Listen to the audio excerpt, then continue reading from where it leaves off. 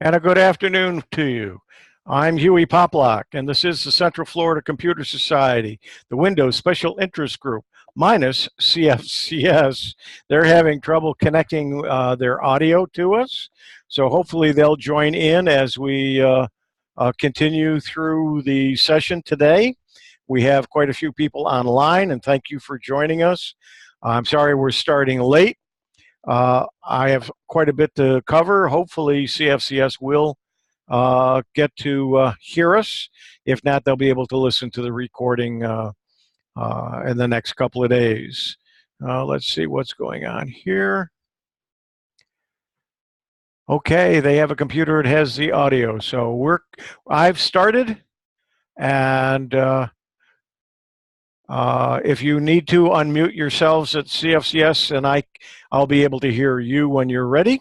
But I am going, I've already started, and let's get going. This is July 14th, 2019. And let's go ahead and minimize this and bring up. Here are our meeting notes for today, the Windows SIG meeting notes. They are located at the Huey's Huey.net in the WinSig section under today's date. And usually I click on each one of these and go to the website. But a lot of these websites are from IDG, which is Computer World and PC Mag, I believe, is and I know InfoWorld. And when their websites have a lot of ads, start with videos and so on. So what I'm going to do is as I find these articles, I put them in Evernote and take out all of the ads because Evernote does that for me in a simplified manner. I'm going to use my Evernotes to look at these, but when you click on it, you're going to go to the website from where these articles emanated from. But so what we're going to do is we're going to start with Microsoft OneDrive and a cheat sheet for it. I suspect a lot of you don't use OneDrive. I do. Well, number one is I have Office 365, so I do get a terabyte for each of my, I pay the $100 a year, and I get 5 accounts, and each account gets a terabyte of storage. The minimum is quite a bit less than that. I think it's around 15 gigabytes. It might be 5 gig. But whatever it is, you can buy increments. But you can also, with OneDrive, you can store some things up there and then have some things just and have some things out there and not on your hard drive. So let's kind of take a look at that article. And so what I'm going to do is I'm going to go to my Evernote. And the first one we're going to find is the, by the way, I have almost 15,000 notes in my Evernote. So every once in a while, it likes to sit there and say, not responding. Bear with me, it will come up eventually, but I will know it and let you know at the same time. So the first article is the Microsoft OneDrive cheat sheet. So that's this one, and I will open it.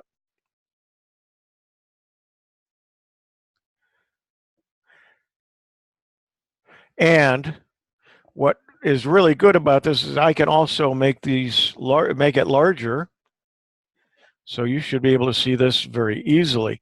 Now this is from Computer World. If you go to the actual article on Computer World, what you're going to find is it's going to start out and it may even ask you to sign in with an email address. It doesn't require a password, just type in an email address, and that way you can use that same email address every time. I think you might have to register and give them your name and maybe a little bit of information about yourself. But you don't need a password, and you just sign in your email address after that, and you get right into the articles. But here's the article with all of the ads and everything else left out of it. So Microsoft's cloud storage service is called OneDrive, and it can back up your personal and work files online. It's built into Windows 10, And with it, you can sync files on your Windows 10 PC to the cloud and to other Windows PCs, smartphone, or tablet with the OneDrive app for Android or the iOS installed on either one. So it can even sync your cloud files to your Mac via the OneDrive desktop app. So if I store something on my OneDrive, I can open up my Chromebook and I can open up my Android phone, or I can open up my iPad and get to that same file as well. So I do this sometimes for recordings that I want to listen like a podcast, or if there's some pictures or an article that I want to make sure that is available to me when I'm going to a presentation. I'll take that presentation, stick it up and any notes, and stick it into OneDrive so I can get to it from any device just by signing into my OneDrive account with my OneDrive app. Okay, it's handy for collaboration too. I don't do that. I don't do any collaboration, but if something that you need to do, you can use that. But what I also can do is share files in my OneDrive with anyone sending them, just by sending them a web link. And the nice thing about that is last week I needed to send a recording from a session that I did to one of the user groups for a presentation. And I recorded it for them, and I needed to get it to them. And I didn't want to post it on YouTube because it was for their user group, and I've already got other versions of that same presentation. So what I did is I put it on my OneDrive, shared it, got the link, and sent them the link. They can go then to my OneDrive by going to that link and download it to their own computer. I've done that at times with Stan at CFCS as well. So he would have a recording of something to play at a meeting. So it's using OneDrive as a storage area to be able to share with other people is very nice. Whoops. Let me use. So here are some essentials for using OneDrive in Windows 10 or OneDrive for Business, which probably most of those who are viewing don't have. So we're going to talk about pretty much for the home user. So getting started, there are two ways to sign into OneDrive in Windows 10.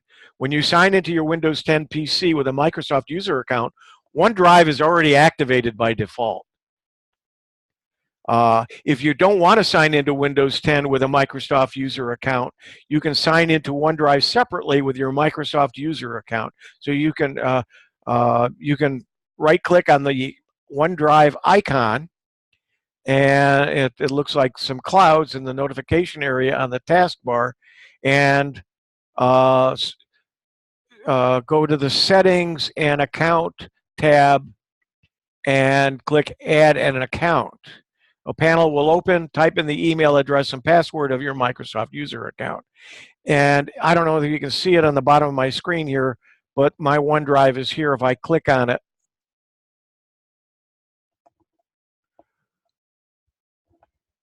what are we seeing here? I've got something else in the way here. And it just went away. So we'll do that again.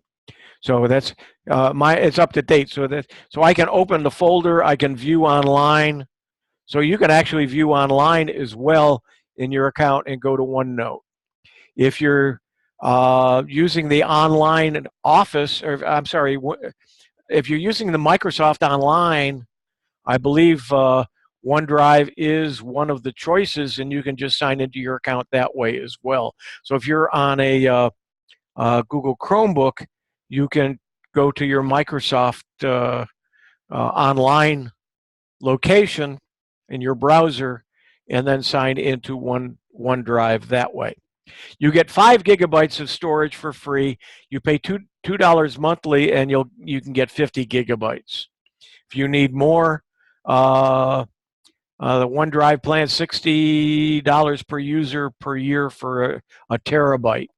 So $2 a month for 50 gigabytes. That's what, $24. You might as well go for the 60 and get the terabyte, or 120 for unlimited. But you shouldn't have to back that much up to OneDrive.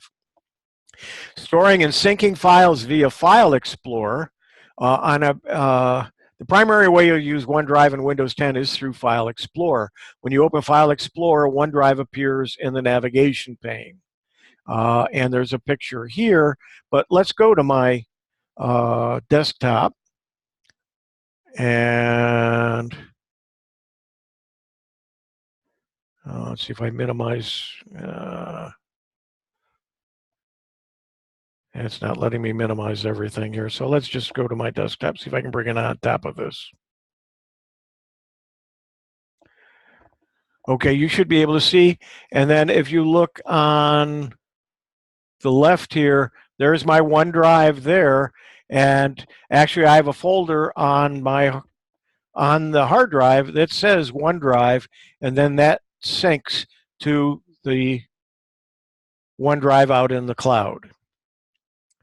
So whenever you put a file or folder in the OneDrive directory on your PC, it's automatically uploaded or synced to the cloud.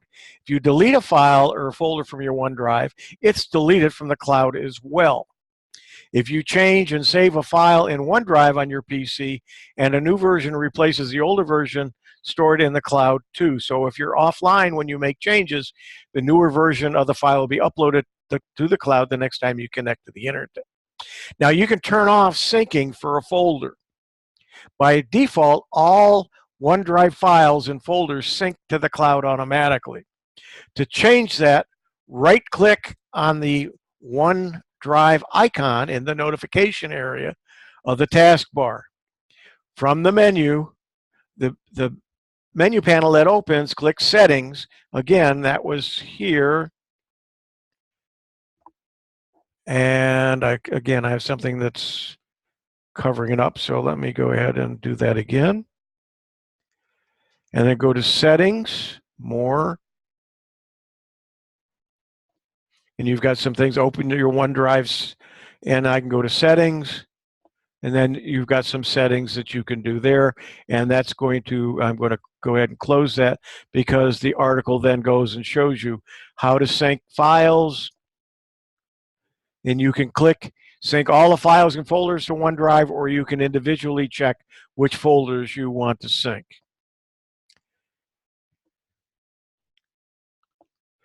Now the desktop and documents and picture folders, this may sound strange and confusing. OneDrive has its own folders named desktop, documents, and pictures. These are separate from the folders from the same names on your PC's hard drive. When you're signed on to OneDrive, Windows uses those OneDrive folders as the default save location for certain types of files. For instance, the docx files will be saved to the documents folder in OneDrive instead of the documents folder on your hard drive. So you got to kind of watch when you're saving things where it's going to go, because it can get quite confusing.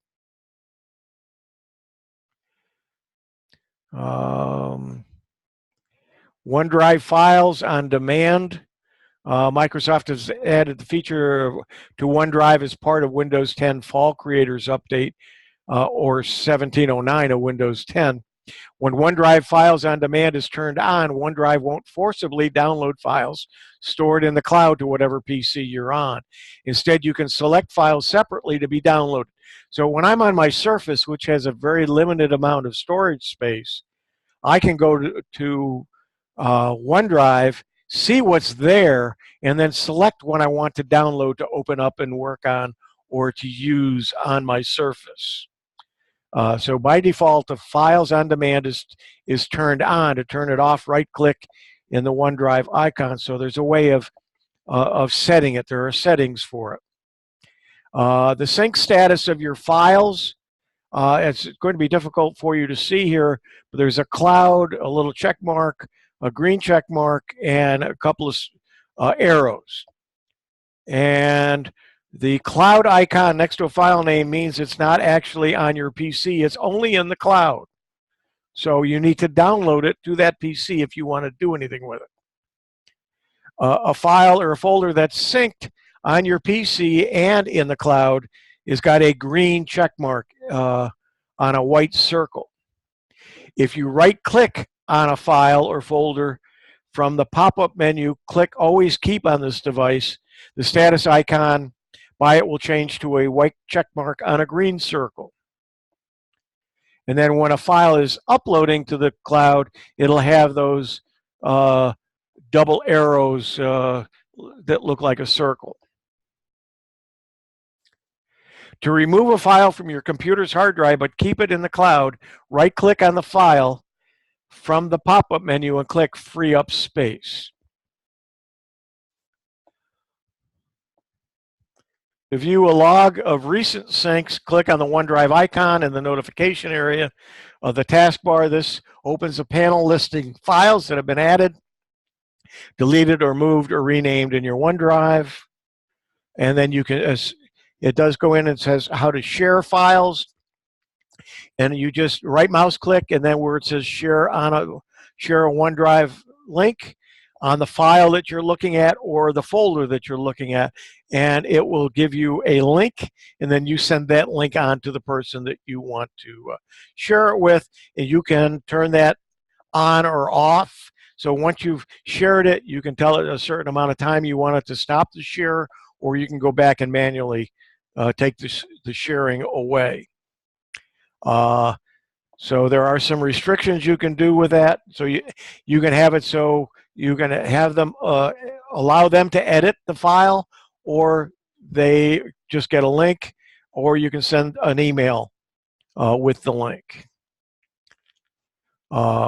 Checking allow editing lets people you're sharing the link with actually edit that file. So be careful if it's something you don't want them to edit.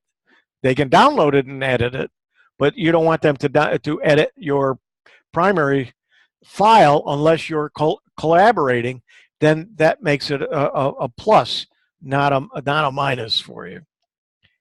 And again, you can tell it to share. You can enter a name or an email address and add a message if you want to send it to them, or you can just get a link and share it to more than one. Now you can share it. You can share it to a whole group of people. But it always worries me that, well, they know that you're sharing things out there. Is there a way that they can get to it? Anything else they shouldn't be able to, but shouldn't is an important word. Sometimes we don't know when they can find vulnerabilities. And if you're not updating everything all the time, I don't suggest you make it a public share. Just let the people know that you want to have it where it is. And if they want to share it with other people, let them download the file and share it whichever way they want to do it. You can stop sharing links, as I mentioned. And you can manage it. You can have just certain people, and you can select what people you want to share it. And then it goes into for business, and we're not going to cover that here, but it's in the article.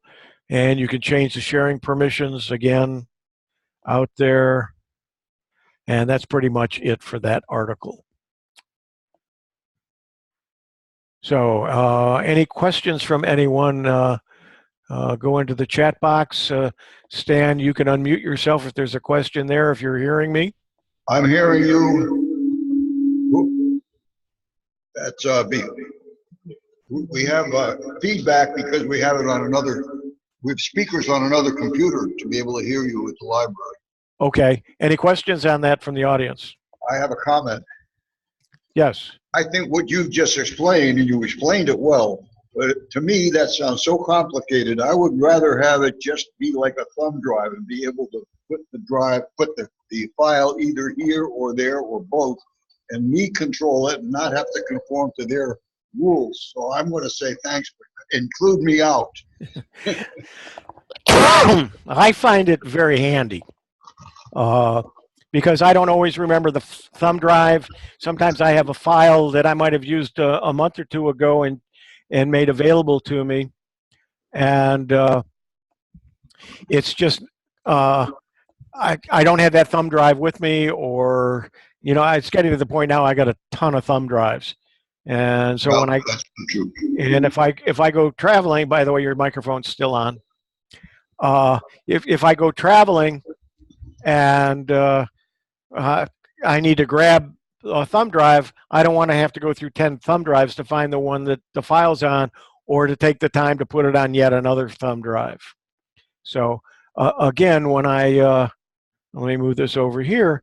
Now, somewhere along the line for Stan, I have a folder out on my OneDrive, and these were some things that I sent to you, and you'll notice that they have a little cloud next to it, and then they have what I always called a half an eight, but it's really a person. It's a head and shoulders.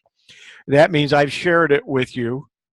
And so if I take this particular one and right mouse click on it, it's already got a share link, but I believe I can also change the share, or if I go into share the link,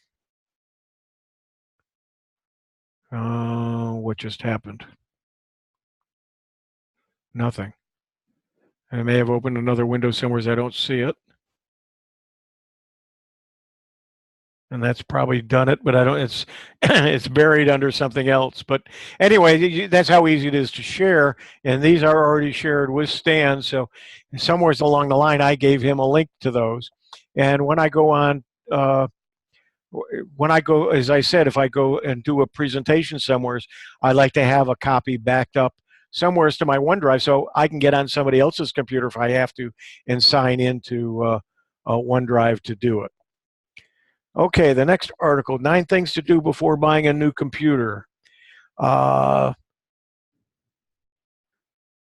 of you may be thinking about buying a new computer or have bought a new computer. This is a good article, and for those of you who help people that buy computers, whoops, I'm in the wrong thing here. Let's make this bigger. This is an article you want to save, and if one of your relatives who you help buys a new computer, or your next door neighbor, this is an article you might want to print out and go over with them or help them do some of these 9 things. The first one is review the update settings. Go to update. This is in a brand new computer now. You bought it, you brought it home, or your neighbor brought it home. They turn it on. They've signed into Windows, and they don't know what to do with this. What should they do, or they just get started? Well, these are the 9 things you should do. One is review the update settings. Go to update and security. Change the active hours to prevent Windows from automatically restarting your PC. View the update history. It neatly organizes updates installed on your system. So if an update is causing a problem, you can click uninstall updates and follow the dialog prompt. And the advanced options offer you more granular options to control and configure updates. So you can change the active hours, view the update history, and advanced options. So the toggle for pause updates lets you temporarily pause all updates and enable update notifications to prompt you when a pending update requires a reboot. So under choose when updates are installed, you can separately defer the installation quality updates up to 30 days and feature updates to up to 1 year. This option is available only in Windows 10 Pro. So if you have Home, you don't have that feature. Well, that's going to look like this. And pause updates and just turn that on. And then you can change when they're installed as well. And a feature includes the capabilities improvements, can be deferred for how many days, and the quality update and how many, also for how many days. Here's something else that a lot of you probably never do, but check your power plan, especially if you have a laptop. Pay close attention to power management settings for productivity benefits. But also open the settings app and navigate the system in power and sleep and set the idle time before the screen goes dark and before it goes to sleep, especially if you're doing an update.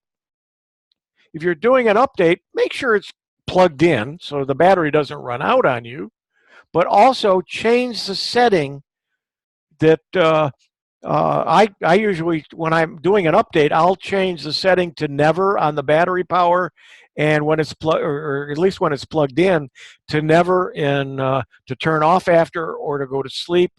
I just change them to never while I'm doing the updates, so the computer won't go to sleep or it won't shut off by itself because I haven't hit a key. So that's and then remember to go back and change it from never. But when it's plugged in, if it's a laptop, when it's plugged in, I don't care as much if I've got it set for never or a couple hours. But when I have it on battery, I don't want it to go too long without shutting down to save the battery.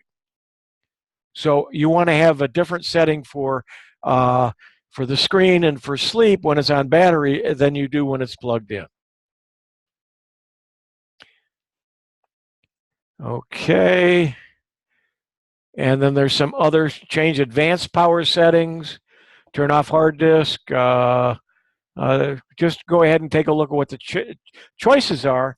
And just bear in mind, if you make changes, you might want to indicate what the default was and go back to the default after you've completed whatever you're doing. Battery health and collaboration. The laptop battery is an essential piece of the hardware, yet we're often less informed and less excited about its health. When you buy a new machine, it's necessary to monitor the battery health right from the beginning. If you don't know where to start, there's actually a guide and a third-party diagnostic tool. So kind of take a look at this. There's a battery collaboration, monitoring the battery health. I've never done this. Come to think of it, though, I don't have a laptop. All I've got is my Surface, and that's a little bit different. So, but if you have a laptop, you might want to take a look at that. Now, something else you probably never have done is create a recovery drive.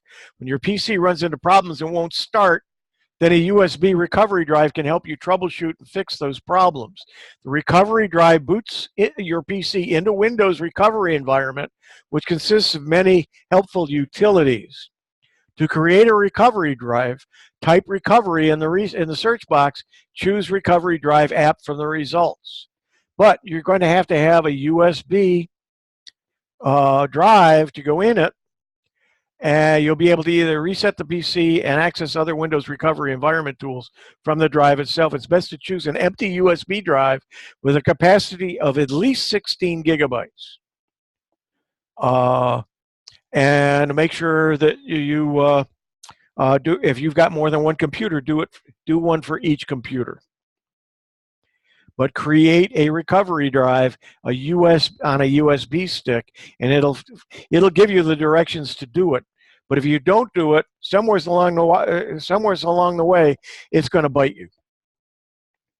You want to also uninstall any bloatware and turn off any annoyances.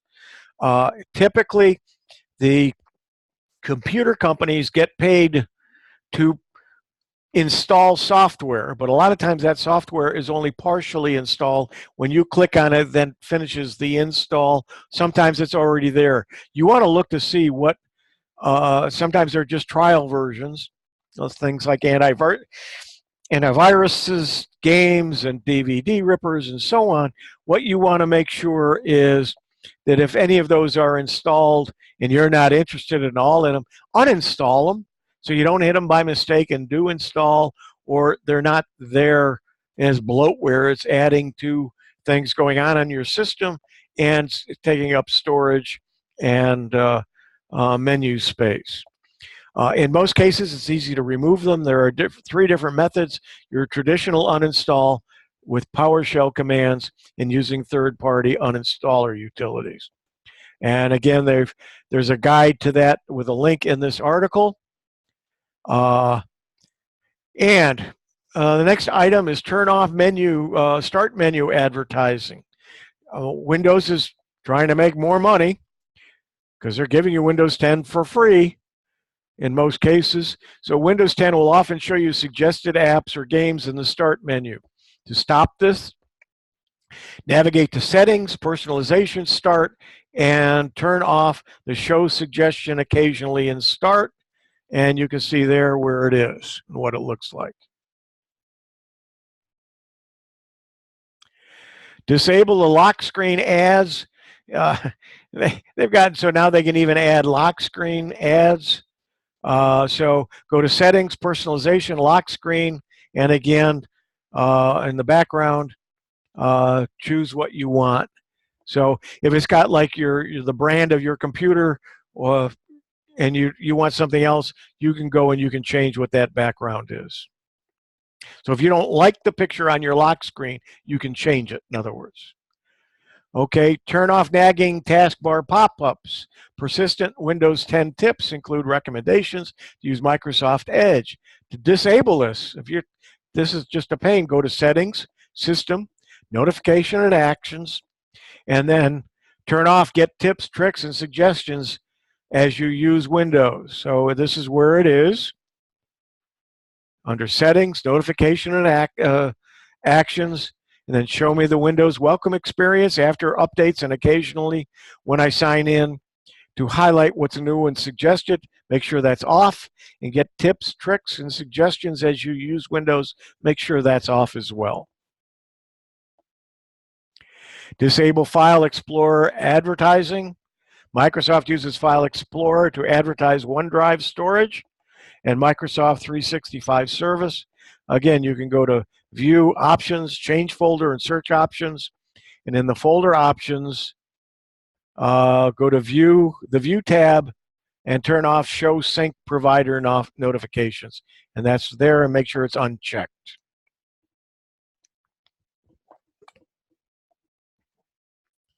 Okay. Create a system restore point. Mike has, in the CFCS, there was an article that Microsoft isn't automatically backing up your registry. I've read some articles on it. There's some discussions on what it does or doesn't do as far as the registry, but you want to make sure that those things are getting taken care of, and the snapshots take into account the differences and details of the system configuration, the driver files, registry settings, and so on. So go into the control panel, click Systems and System Protection, and make sure that you do set a system restore point. Do that occasionally, and you also want to make sure that your registry is getting backed up, either by saving an image of your drive using something like Macrium Reflect or True Image from Acronis, and there are others, but make sure you're doing an image backup so you get all of those things backed up, and do it on a regular basis. And then make sure you set up the Windows Defender security. You do want to have that turned on even if you're using an antivirus program. And the virus threat and protection, make sure it's turned on. And then to block ransomware with controlled folder access, it was introduced in 1709, prevents malicious and suspicious apps from making changes to any files stored in the designated folders. And so you can protect some folders and make sure that the controlled folder access, and you can allow an app through controlled folder access. So turn on controlled folder access and modify the list of folders. App and browser control. You want to install Windows Defender Application Guard to open Edge in a secure, isolated browsing environment. And then device security also uses virtualization-based security to prevent attacks from inserting malicious code into high security processes. Make sure that you go in and check that. Set up a scheduled backup routine. And some key hardware and software requirements are listed there. But also, if you have not checked Ninite, and I've heard it pronounced different ways, but I call it Ninite, to install multiple apps. These are all shareware, or I'm sorry, freeware apps. Go to Ninite, and then you can go through and look at all of the apps that you want. you click on the ones you want to install.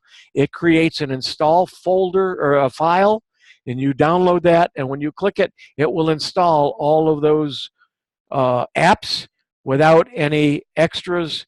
Ninite is an installer file, and let it take care of installing all of those apps. The apps silently install in the background with default settings, and that too in the default location. Ninite even offers you an update checker for $10 a year that periodically checks for any updates that Ninite supports and installs them automatically for them. And then they suggest some apps, and that's a different article that you should install on a new computer. So this is a really good file, I think, to have. Now, a couple of chat items. Let's see what somebody said. We have a computer that has your, okay, there we go. Marshall says that's why they're called personal computers, because you personalize them.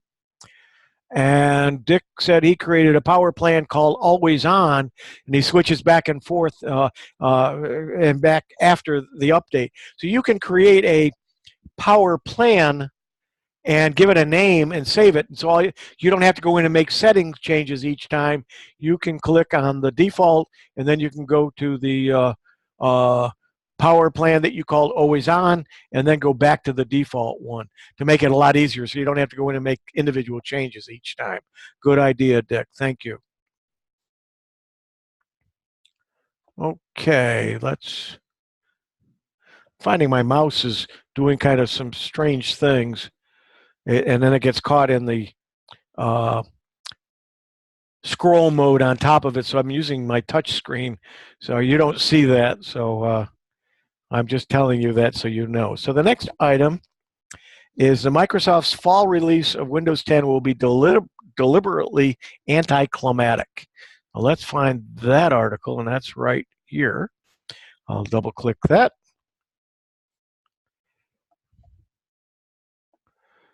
Let it come up. I will. Okay, Microsoft's fall release of Windows 10 will be deliberately anticlimactic. So we just had a major update.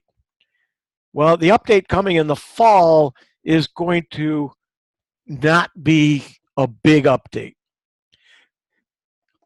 But the second heading here is very important because it's got a term in there you may not have seen before.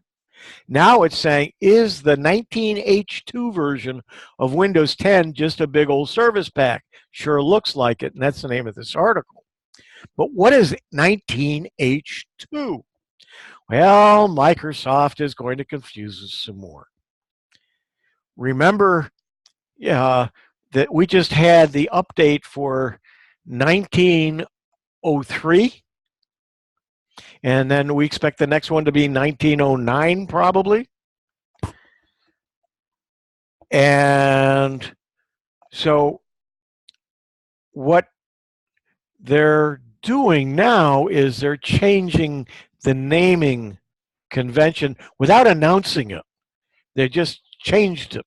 I've listened to some podcasts talking about this, and they are answering some questions about it, but they aren't officially saying it's changing.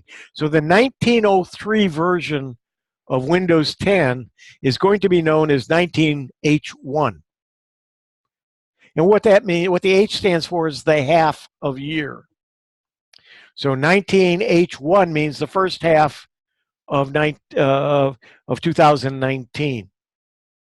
The second half of 2019, which will be the fall update, is going to be called 19H2. Then the next one will be 20H1 and 20H2.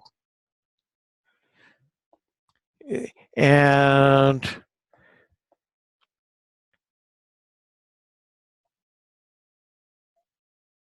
one of the reasons somebody mentioned that this is happening is come 2020, the naming convention is going to have a same name as an older version of Windows. And I guess that's either the 2003 1903 or the 2009 or 2010.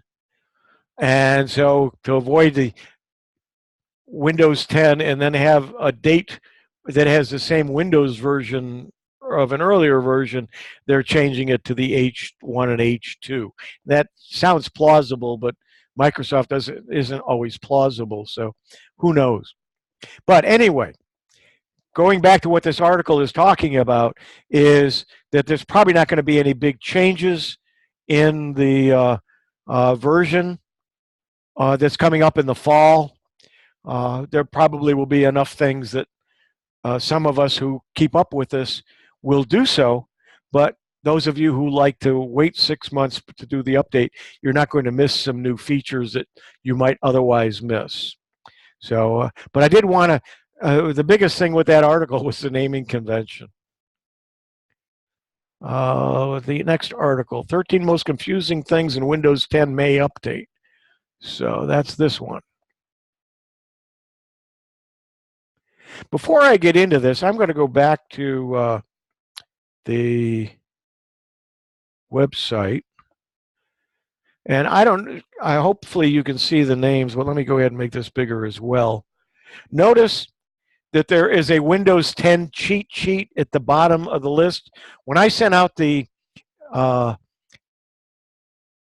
newsletter, that wasn't included in the list. I added it today thanks to Marshall at the STUG website. It's a 4-part or 4-page cheat sheet about Windows 10. I'm going to try to at least show that to you at the end of this meeting, but this is a very good article, and I did want to mention to you that that was not on my original listing of what we were going to cover today and what you should have. So if you jot those things down, you might want to add that. So in the meantime, let's minimize that and go back to our article and make that large. Okay, if you've done the 1903, which came out in the 5th month instead of the 3rd month, the May update, the latest and greatest version of Windows is here. It is the May 2019 update known as 1903. And it makes for an interesting time discovering the new things in the update. But here's a look at 13 things in the update that may confuse and confound you.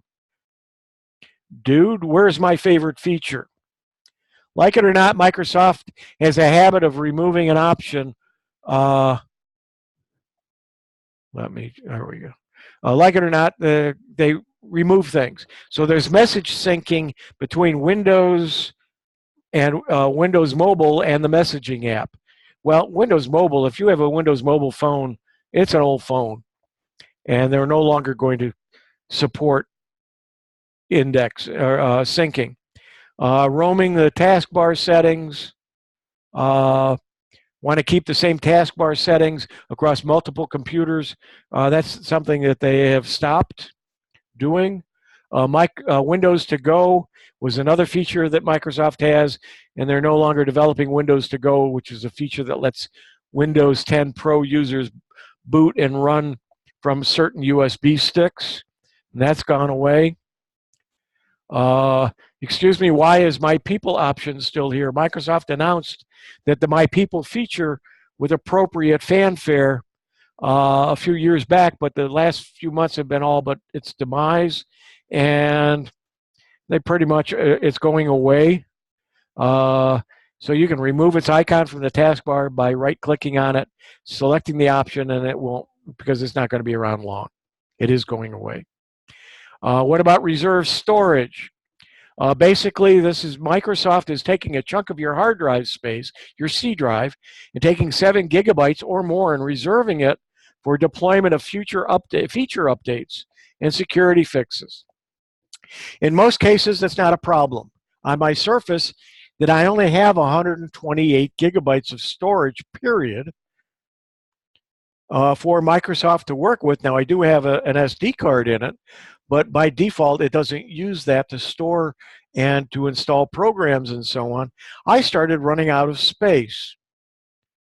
And so I had to really get down to and delete and move files over to the SD card, which is now my D drive on my Surface, to give me enough room to be able to do an update.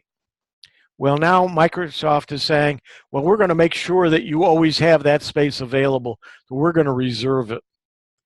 And there's a way to turn that on and off. But if it's on, I would leave it on. And if it isn't, you might want to turn it on.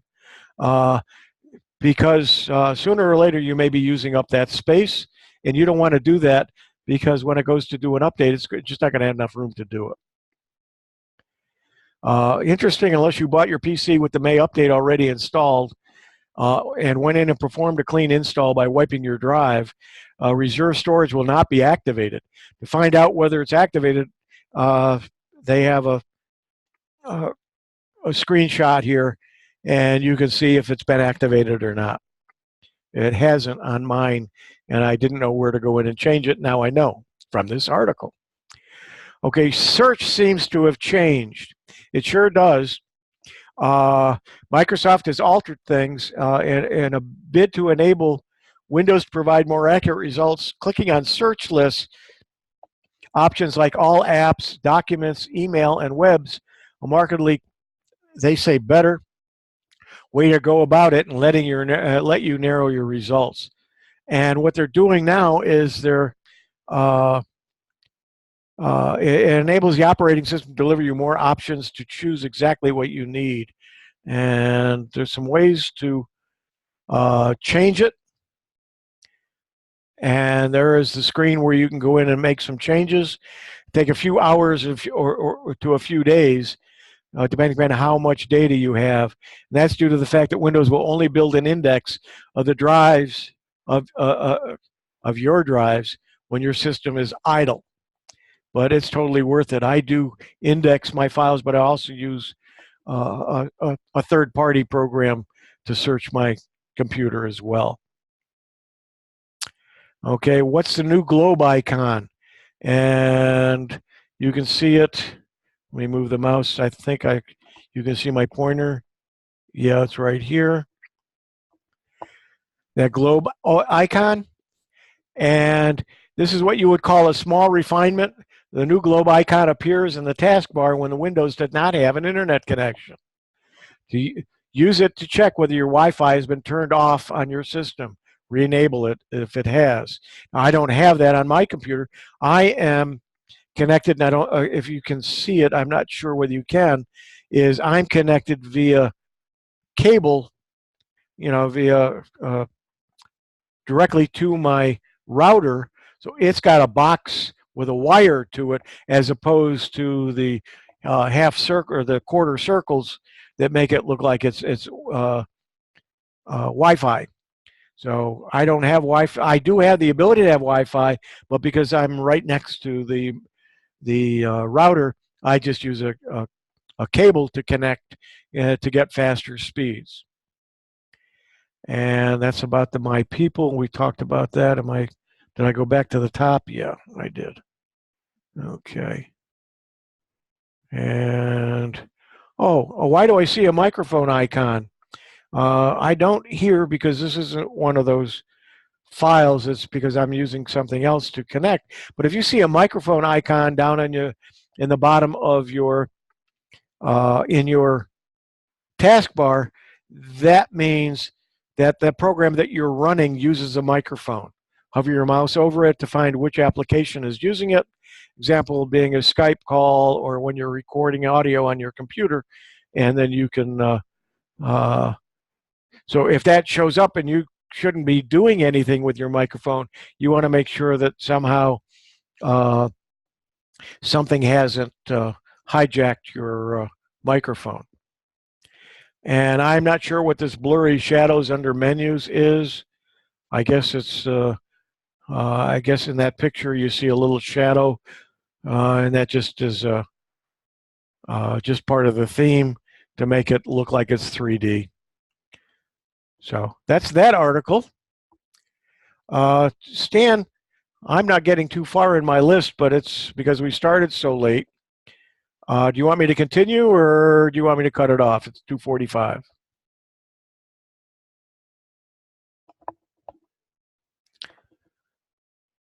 Stan, unmute your mic and let me know.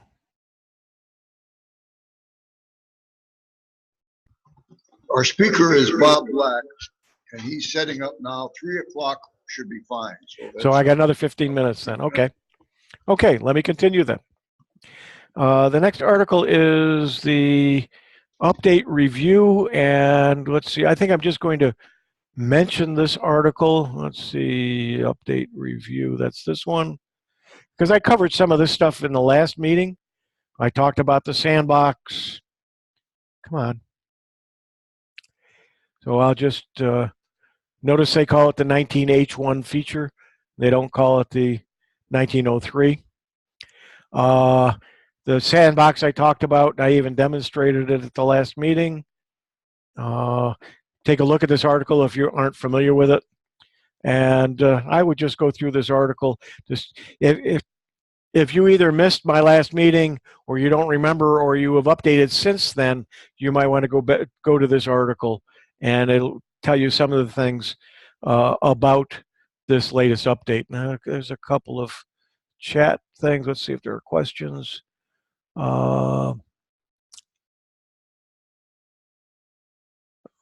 Continue to the end for the online folks. Okay. Yeah, not a bad idea. Thank you, Marshall. And Clint says, Idaho Clint says, go ahead and continue as well. So, Stan, what I may do is I may end the meeting and then continue on and finish up for those who want to stay online. So, anyway, so this is a good article. I'm not going to go through it now. And the next article was update problems and how to fix them.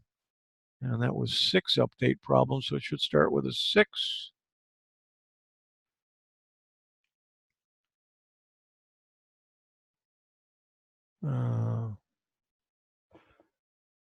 Oh, no, that's my 6.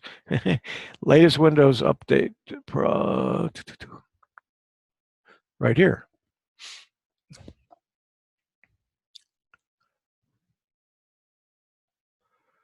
And let's make that bigger. Okay, latest Windows 10 update problems and how to fix them. I'm not going to go into too many of these because if you don't have the problem, you don't need to know about it. But I just want to show you what's in the article. So if you are having some of these issues, go to the article and take a look. In some ways, like the antivirus stuff, Microsoft has come a long way very well in making Windows 10 a stable system, but in others, not so much. Windows 10 updates are a perpetual cause of problems for a lot of users. So we've decided to create a regularly updated feed of the latest Windows 10 update problems, what the issues are, what Microsoft's doing to fix them, and how you can avoid them. So you'll see that some of these will even have a fixed or some kind of a note on it saying it's been resolved. This was a security update, getting a blue screen. If you haven't yet upgraded to the 2019 update, then you may find yourself affected by a black screen bug resulting from a minor security upgrade that's part of the June 2019 cumulative update. Microsoft has revealed in a support document that users still on Windows 10 1809 and 1803 may be faced with a black screen after applying that security update. If you experience this problem, Microsoft recommends a workaround while it works on the proper fix. Control-Alt-Delete, press the power button in the bottom right corner, and then restart. Think your black screen may be caused by something else, then check out a list, and there are some things there you can check out. Now, the next one was is fixed. And if you're having that problem, that means you probably need to update and take a look at it. The problem was a display brightness not working, the camera app not working, Wi-Fi cutting out, sound not working with Dolby Atmos headphones, AMD RAID driver problems, nightlight setting not working, duplicate files in user profile directory. So it does say that that's been fixed with some updates. The next one also has been fixed with an update, the May 2019 update, updating from 1803 to 1809. The problem, however, is that it won't be arriving on time for everyone. The affected users are those with USB storage and SD cards inserted in their computers, because for some reason having those things connected may cause inappropriate drive reassignment during the installation of the update. And the only way to fix it was to update and then go back and fix it. But now apparently the updates are fixed, and so that you shouldn't have that problem. So what I did, and I unhooked my external drive on my desktop, and I unhooked I took out my SD card on my Surface before I did the update with it turned off. I shut it down, took out the SD card, booted up, and then did the update. Then shut it down after the update was completed, put the SD card back in and booted back up, and I didn't have the issue. However, the updates now, I understand, according to this article and what I understand, is that's been resolved and you don't have to worry about it. There were some other problems, and those are fixed too, but you might want to look at this in case it has affected you. 11/16, 11/10, so that was November 18. So how to fix and avoid broken Windows 10 updates. And so you can go back and look in your update history and look to see, block and defer any Windows 10 updates. First thing you can do to avoid getting update problems more and more to take over control when your Windows updates take place. Recently, Windows Insiders revealed that an update is coming, which will allow all Windows users, including home users, to pause updates by up to 7 days. So this is a couple of months ago. How to roll back Windows 10 updates, and it goes and explains how to do that, and then a conclusion to it. So it's a pretty good article, again, to have in your arsenal.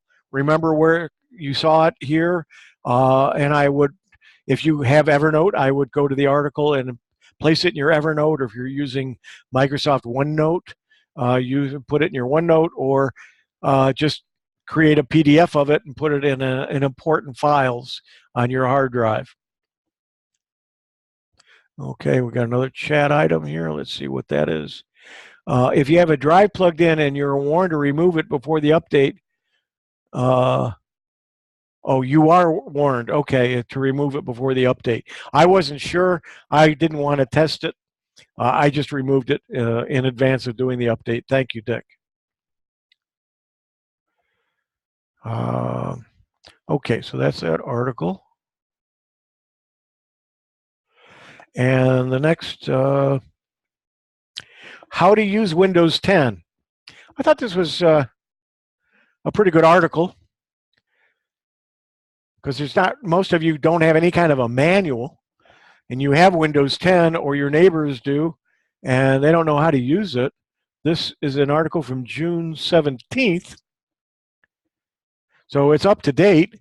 And before, you'll find over 100 Windows tips and tutorials split into 9 categories and designed to help you learn the basics, disable common annoyances, and save storage and be more productive.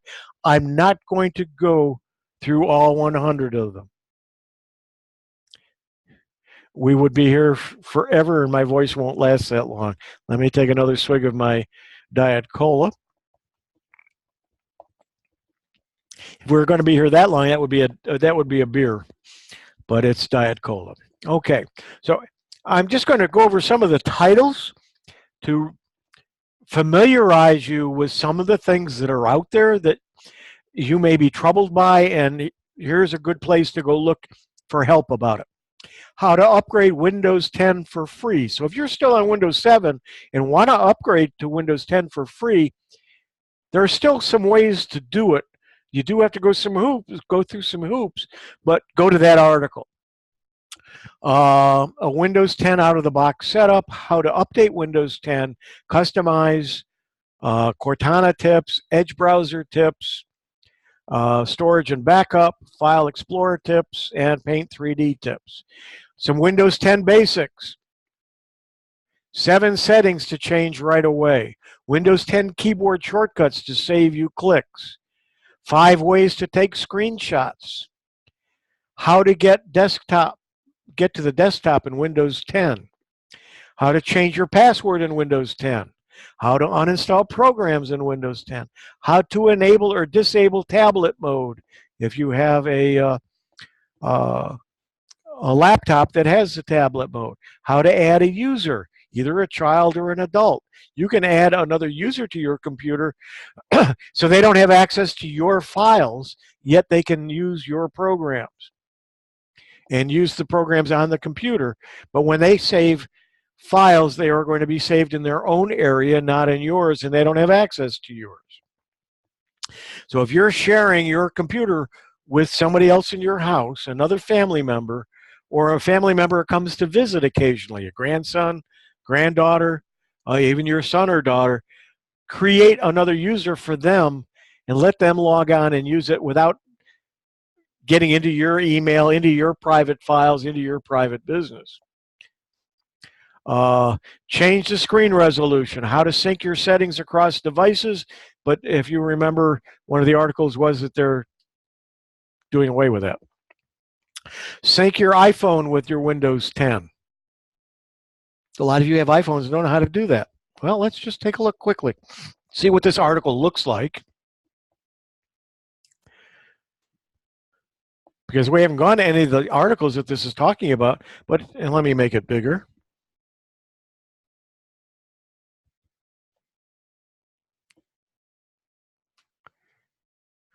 Now, this is an article going back to 2016, but it should still work, and that's copying to an iPhone.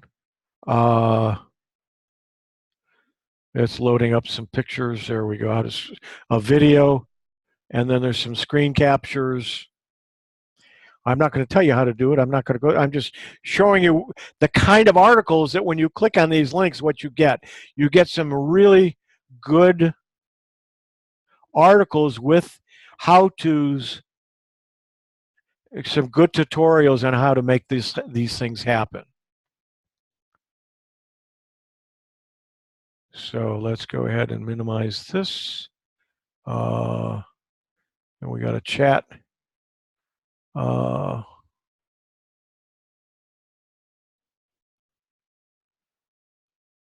Okay, I'm not sure what he meant by that.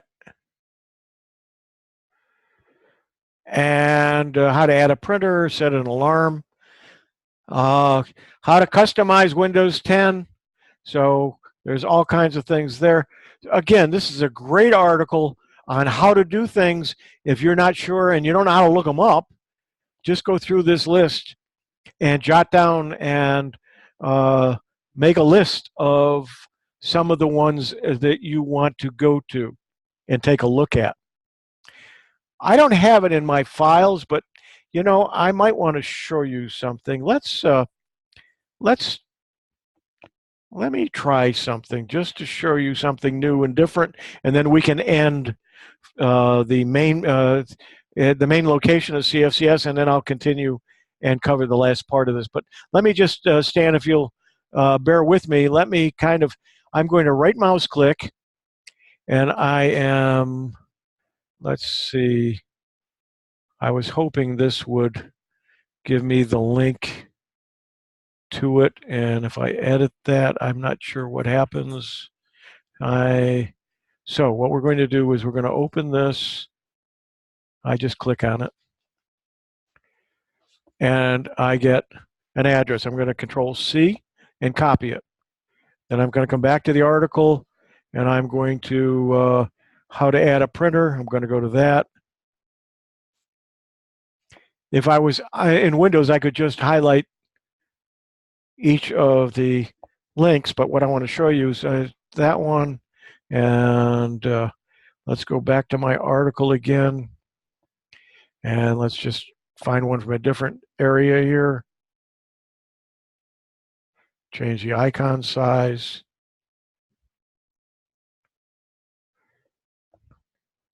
Okay, and I'm going to copy that.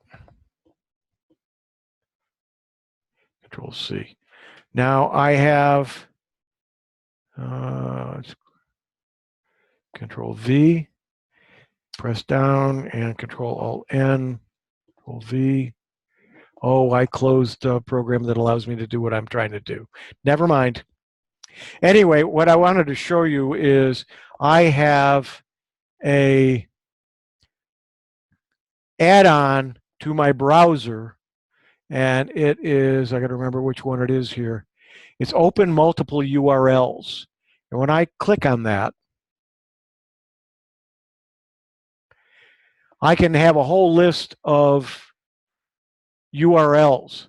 And then all I have to do is click on it and it'll open them all in separate tabs. So if you've got a whole list of websites that you want to go to at any given time and you don't want to open each one separately, make a list of them. And then when you do, what will happen, and let me go ahead and just close some of these out. These are articles that we've been looking at. I'll close them, close these. Come on, close it. Okay, what I'm going to do is I'm going to go to that, and I already have, what, 2, 4, 6 websites listed there. And I'm going to click Open URLs. You'll see that it's opened each one, and it's open, and then I can just go from one to the other to the other. Well, it's still loading them, so it takes a few seconds to load them, but I go to the next one, go to the next one. And so in one fell swoop, I can just get it all. And what that is, it is a extension for Chrome. And I would guess it's going to work in the new Microsoft Edge as well. And it is called Open Multiple URLs. There's the details for it. And you can get some settings, but you just go to extensions and then search, and you want to open multiple URLs, and you can add that as an extension and just click on it, put a list in there, and it'll open them all at one time. So if you are working on a project and you need all of these websites to open at once, you don't have to click on each one separately if you've got a list of the links. And with that, let me go back to here and say, Stan and CFCS, thank you for joining me. And you can leave the meeting. I'm going to continue on with this meeting with one more article in the recording. And for those who miss it, who are at the meeting, you can go back and watch the recording and catch up from this point. For those of you who are online or who are watching the recording, please stay with us. We're going to continue. Stan, go ahead and you can sign off. I will do that. First, I would like to thank you. It was informative and challenging getting the sound to work properly, but we found a way. We'll have to figure out what might have caused that. So anyway, thank you again, Huey. Have a good one. Okay, thank you. And I have a chat item, and let me go to that. Stan can, I'm going to mute you, Stan. You can go ahead and sign off or just leave it there, whatever you want to do. Mike said so much for comprehend on this very complex OS, at least for the average user. Yeah, Windows is very complicated, and that's why I do recommend to some people not to use Windows, but to use Chromebooks, because it is much simpler. But this is the Windows SIG, so we're going to continue on about Windows. I'll minimize this and come back, and we're going to go ahead and anyway, so there are all kinds of great articles.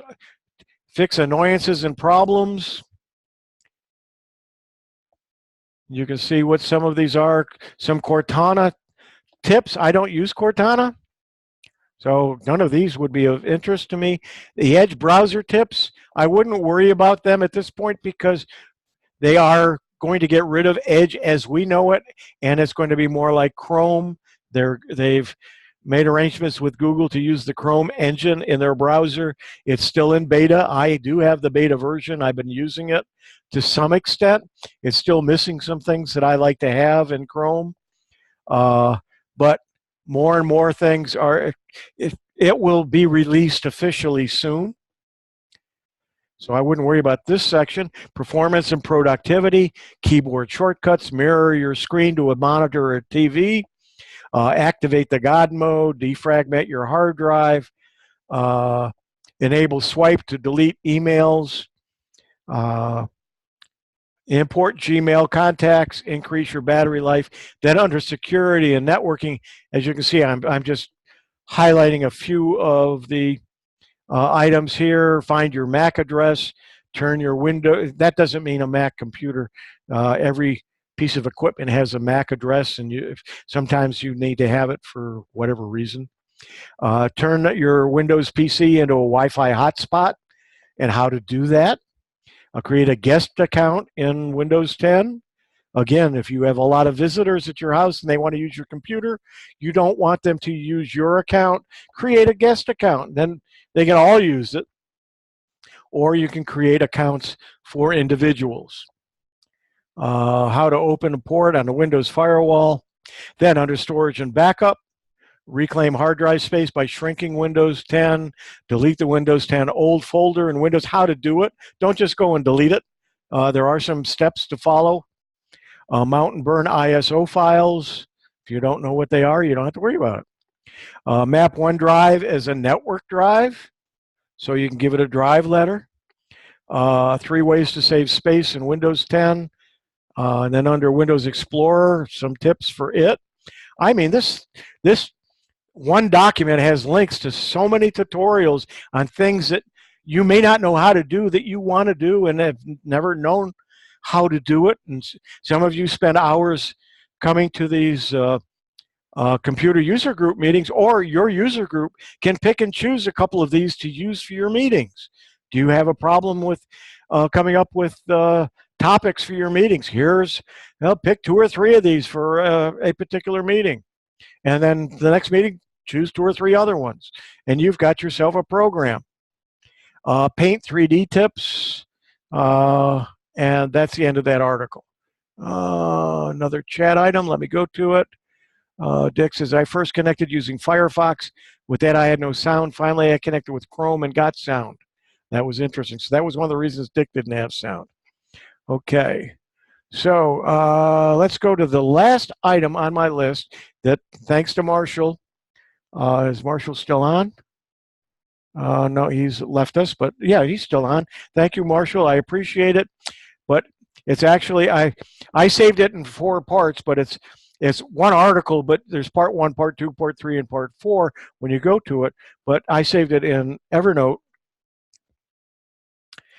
And I just want to show you what the articles, come on, got to double click it. Show you what this article contains and why I think it's so good. Get to know the interface, features, and shortcuts in Microsoft's latest operating system. And it's been updated for the Windows May version for 1903 or 19H1. Windows 10 is the best operating system that's come along from Microsoft in a long time. It's a oh boy, I got to be careful how I say this.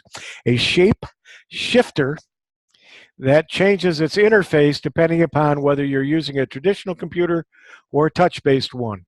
It undergoes the damage wrought by Windows 8. It undoes it, including eliminating the awkward charms bar and so on. Anyway, so it goes. This was a rich, as I say, it goes back and then it's been updated. And then how to handle the updates. Notice where it says add choices and advertising. That's things that Evernote has just blocked out, and it just tells me that that was in that space.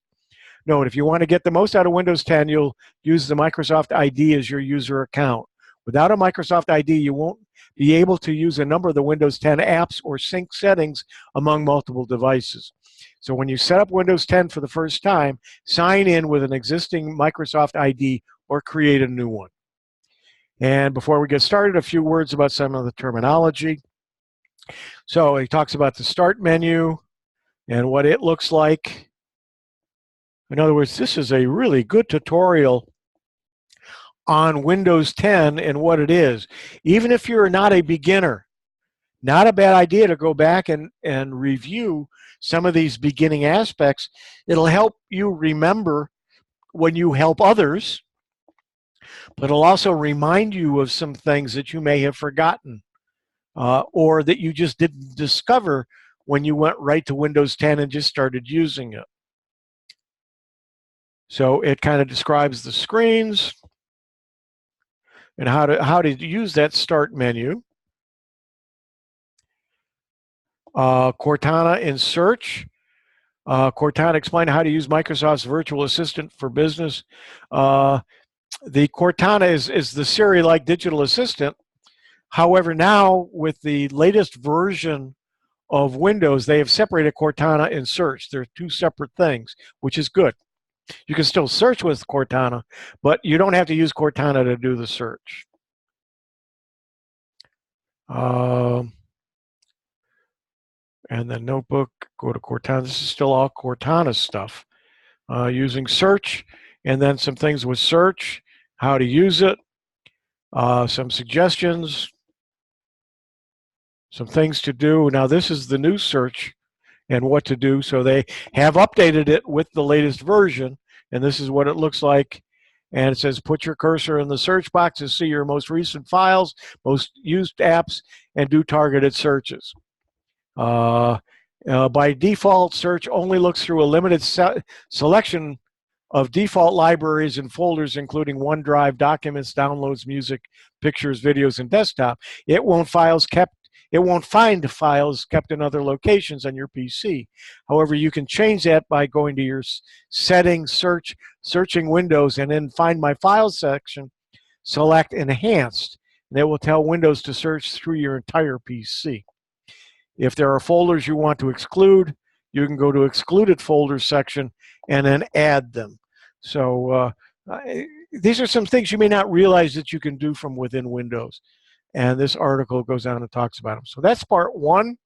And then at the bottom of it, in the actual article, you click on 2 and then go to the second part.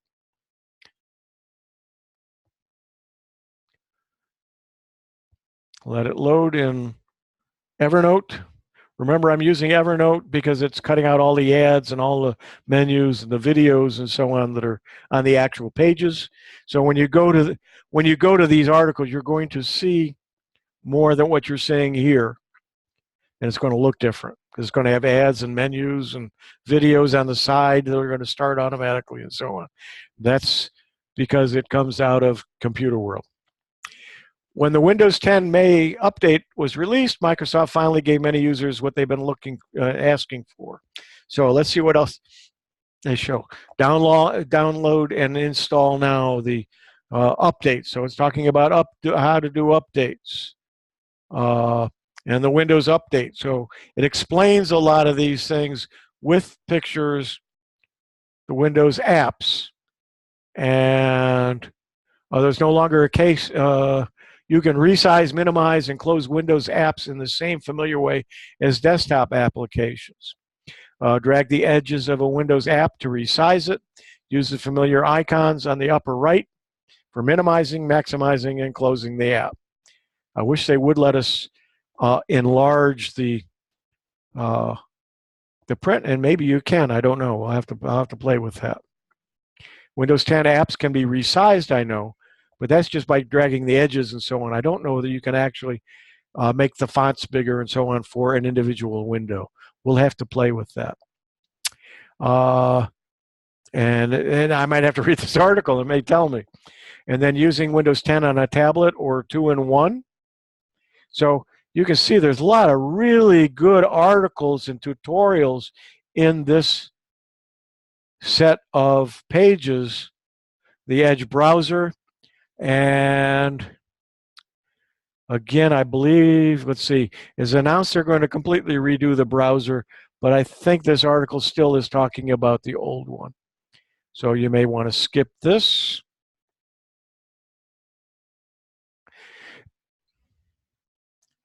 And as I scroll up, and that's the end of that page. Let's go to 3.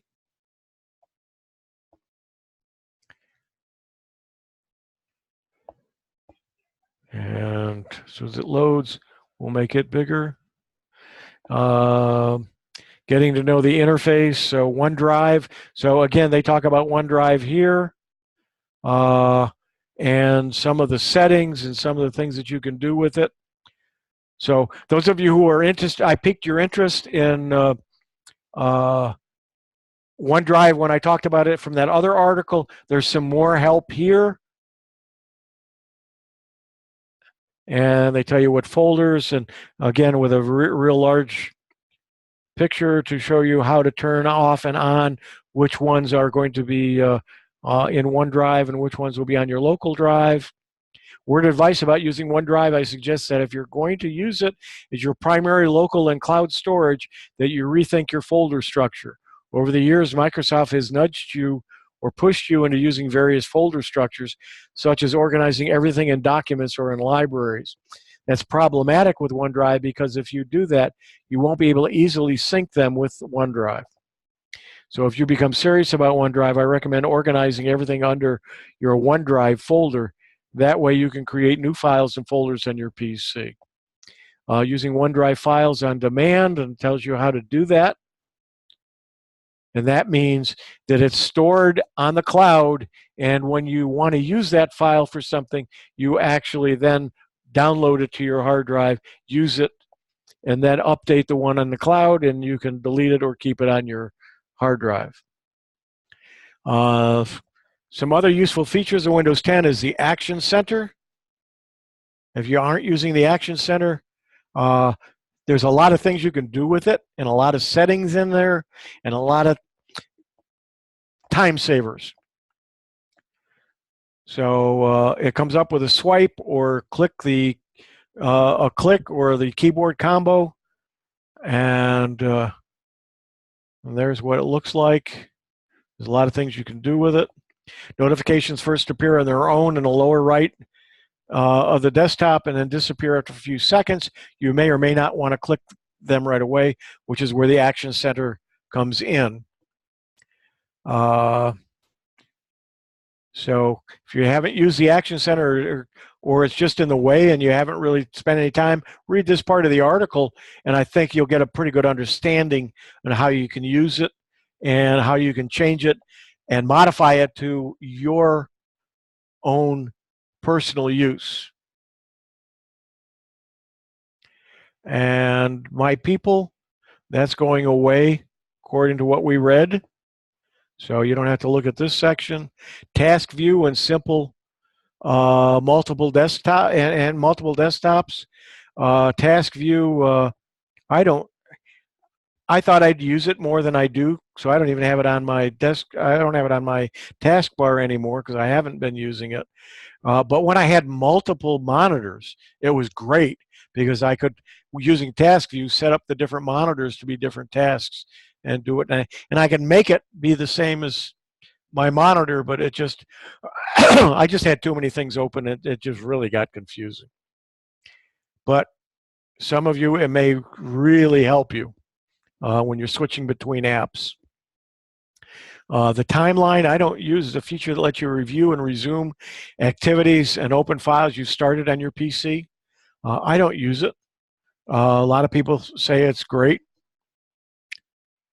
Again, take a look at it.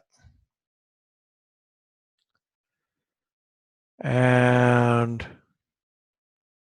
okay, that's the end of part 3. We'll look at part 4 and then we'll call it a day. And I appreciate those of you who are online or on the video staying with us for some extra time, because we got a late start, and I do want to go over this. And Windows cheat sheet, this is part 4 of 4, or page 404. The powered up Windows clipboard. I don't use that because I've been using a clip program called Clipmate for many years, which hasn't been updated in many years. And what I've noticed at this last update of Windows, I'm having issues with it, and I may have to stop using it. If I do, I will probably either use the built-in powered up Windows clipboard, or I will look for some others. I have looked at some of the other utilities that are out there, and they don't do some of the things I've been used to doing with my Clipmate. And so I'm not quite sure how I'm going to handle changing the way I do things after 15 or 20 years. So, which is probably about how long I've been using Clipmate. So, somewhere along the way, I do have to change with the times and do away with that old program and try some different things. And I'm probably going to go to the Windows clipboard, the powered up one. And so I'm going to have to go through this article, which explains some of the things that I can do with it. And in fact, I'll probably do that before I make the change and see if maybe it will do some of the things I want it to do. And some settings and preferences. In Windows 8, when you wanted to change your settings, you had to look in multiple places. Now things are getting more and more where they're all in one spot. And it talks about how to find what you're looking for, where the security settings are, protected folders, all about them, controlled folder access, handy touchpad gestures. I turn some of them off on my if I'm using a laptop and when I'm using my Surface, when I'm using my Chromebook as well. I don't like the fact that you can tap on the touchpad and it's like hitting the mouse button, because I have a tendency when I'm moving my finger around, I'm tapping at the same time. So I turn that off. So I actually have to click on the corner of my touchpad and use it as the mouse click and not the tap feature, because I'm tapping and things are happening when I don't want them to. But that's something you can do in settings for your trackpad if you know how to go to the setting. So the Windows touchpad gestures, there's also gestures. I don't use them, and I probably should, especially on the fact that I have touch screens on almost, I have it on everything now. And a lot of them work on the screen as well.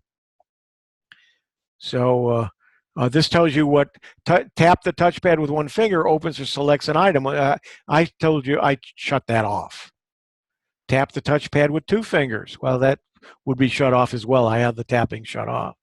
But you can tap, so you can tap it, you can swipe down and up, and what they do is certain things. Some keyboard shortcuts, and some of the major ones are listed there. And some touchscreen gestures are different than the touchpad gestures. So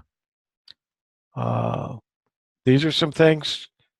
Pinch with two fingers. A lot of you have iPads and iPhones and Android phones know to do that. Pinch your fingers and then spread them, and that opens and zooms in, zooms out. Well, if you have a touchscreen computer, you can do the same thing. See if I can do it here. Yeah. I'm doing that with my fingers on the touchscreen. Okay, and that's the article. Originally it was published 2015, and most recently was updated last month. Okay, we've got a chat, and while we're doing that, I am going to open this. And Mike says, I've used Clipmate as long as I have. I'll keep it as, I have a lot of things stored in their folders and the safe archives. Yeah, I do too. Are there any other questions? If so, don't forget you have a chat under More, I think, on your menu. And if you don't know where the menu is, just go to the bottom of your screen and move your mouse. And you should see a chat box down there. And type in a question. I'll give you a couple of minutes to do that. I am Huey Poplock. This has been the Central Florida Computer Society, the Windows Special Interest Group, and on Sunday, July 14th, 2019, we had a late start to the Central Florida Computer Society live meeting. They meet in the library in Castleberry, Florida, and then put my presentation or this live on the screen, and then we invite anyone in the outside world to join us too. And we had a nice rounded group of people online, and I thank you all for joining. I don't see any questions. If you want to leave any comments, please do so. And if not, thank you for joining. And somebody is typing, so I will. Okay, is it possible to export your Evernote captures and share them? No, not legally. I don't think, because they are from an article. If you send me an email, I can zip them up and send them to you, I believe. Marshall, you're welcome. But Clint, go ahead and just I can forward them by email. I may have to send them separately, but I can do that. I'll just find your email address somewheres and then take each one and send them to you. Okay, seeing no other messages, again, thank you for joining. And Lee would like them too. I'll try to remember. If you don't get them in the next couple of days, remind me with an email. And with that, thank you again for attending. We'll see you next month on Windows Special Interest Group for the Central Florida Computer Society.